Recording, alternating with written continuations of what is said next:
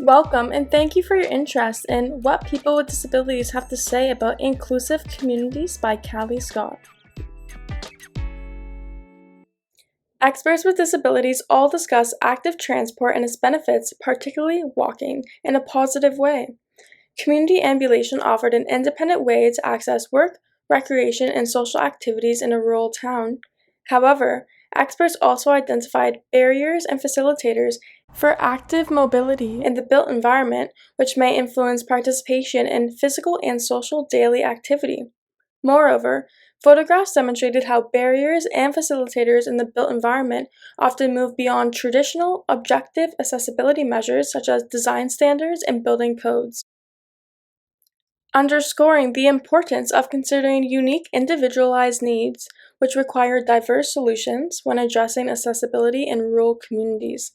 Through an analysis of the photos and interviews, people with disability experts highlighted a significant finding for the importance of not just accessibility, but usability of the built environment, a gap highlighted in previous literature. Automatic door buttons that are out of order made it hard to access buildings, as automatic doors are heavy to manually open, compromising usability for people with disabilities in places of work and play. Similar barriers regarding the usability of automatic doors are shown from research with the aging population and parents using strollers. Feelings of safety was a second prominent theme depicted in photographs by a number of experts. Results show that good infrastructure, including streetlights, timers, or visible, well-painted crosswalks with lights, signs, and audio, telling pedestrians when to walk and when to wait, increased feelings of safety and walkability for people with disabilities, including sensory disorders. Specifically, for experts with vision loss, contrasting ground textures provided a crucial element to navigate a space with confidence and independence. Smooth and flat ground, along with blended curbs, may help increase feelings of safety by decreasing people with disabilities' fear of falling and consequently promoting an active lifestyle and supportive research on physical activity behaviors amongst the aging populations.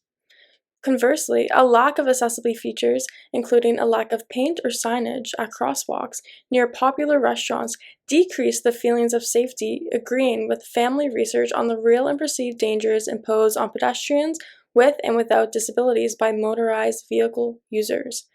Similar to previous studies conducted on vulnerable populations in rural areas, fixable antisocial behavior within the community, including the likelihood of drivers speeding or failing to yield, the presence of graffiti on buildings, as well as unsightly garbage in the river, also made people with disability experts feel less comfortable when navigating their community.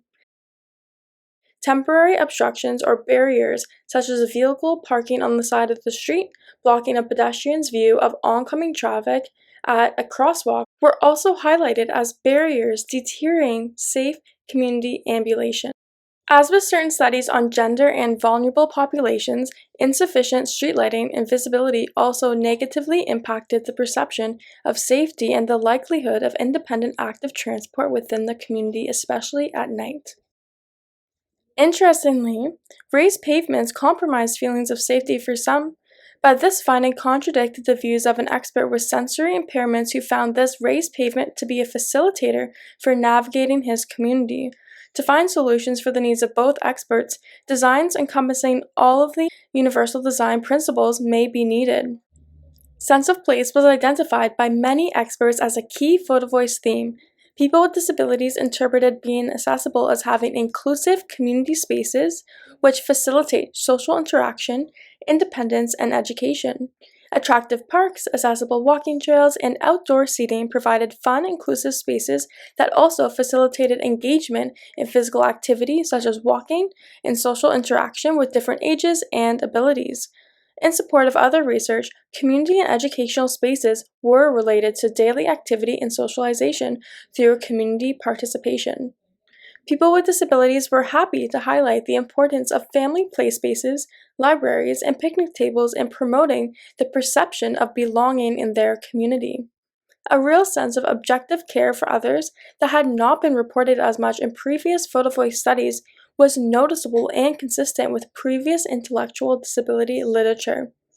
Conversely, inaccessible or poorly designed spaces led to potentially unintentional social exclusion and segregation from public venues, including restaurants and educational facilities.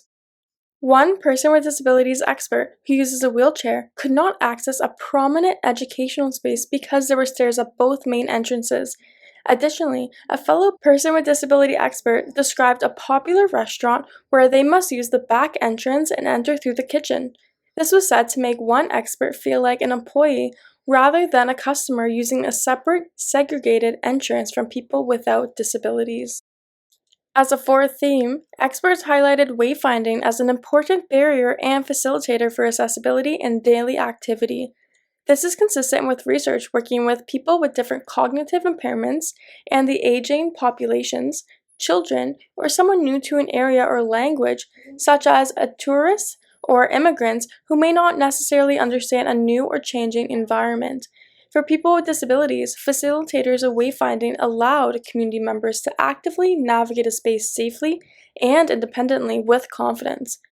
Large signs on businesses and visible crosswalks allow people with disabilities to know where they are and where they are going in a space, which is also consistent with studies featuring the aging populations and young families.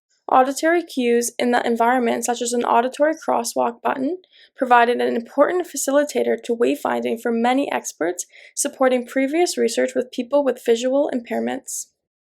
Lastly, beautification was identified in photographs by a number of people with disability experts. Trees, plants, green spaces, and flowers around town promoted community participation and belonging. This supports further research on mental health in people with and without disabilities, which indicates the benefits of greenery and nature to well-being and daily activity. As with members of the aging population, beautification added to pride in one's community, especially when peers with disabilities contributed to the maintenance and upkeep of a space. However, graffiti, a lack of maintenance, including overgrown flowers or overhanging trees on sidewalks, decreased the usability of a space for people with disability experts. This was especially true for larger individuals who may experience unease when carrying out daily tasks and ambulation in the community. Flowers should be placed in a noticeable location that do not obstruct pathways. This project was made possible by the Peach Research Unit at Dalhousie School of Planning, the Canadian Association for Community Living and Reachability, and a special thank you to the Accessibility Committee of the Town of Antigonish, Mayor Boucher of Antigonish, and Juniper Littlefield for your collaboration with this project. Thank you for watching. For more information on how this knowledge from our people with disability experts will be implemented within our community, please watch the next video. The link will be in the description.